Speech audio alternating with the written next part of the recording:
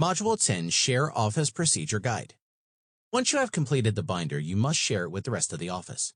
At this point, communication is essential.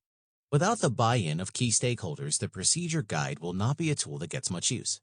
Getting feedback from executives and employees alike will ensure that your guide is effective and applicable to the needs of your audience. Give guide to boss or executive to review.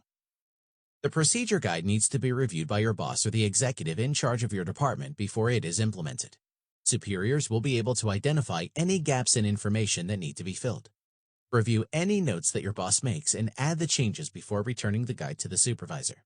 Complete this process as many times as necessary until you are both satisfied with the result.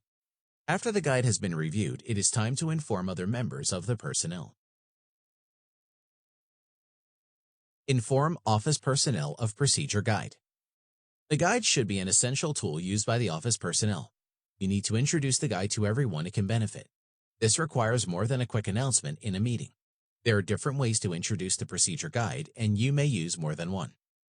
Methods of introduction: email announcement, meeting, presentations, one-on-ones. Regardless of the method of communication that you choose, make sure to tailor the communication to meet the needs of your audience. Place guide in a visible area. Once the guide is introduced, you must display it carefully. The guide needs to be placed in an area that is visible to all employees who will use it. The setting of the workplace will determine the best location for the placement of your guide. If there is a common area for materials, place the guide in a prominent location in the area. You may also display it on your desk with the understanding that people may use it. Regardless of which location you choose, it is important that the guide be easily accessible.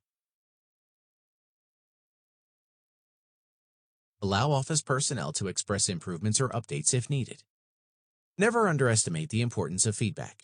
The people who use the guide are the best ones to listen to when it comes to making improvements and updating the information.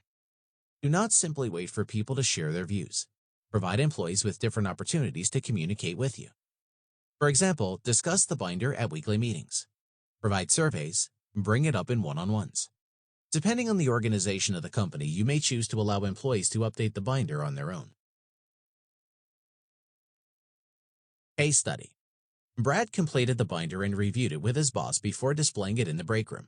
He expected to be inundated with questions and comments, but no one seemed to notice the new procedures manual.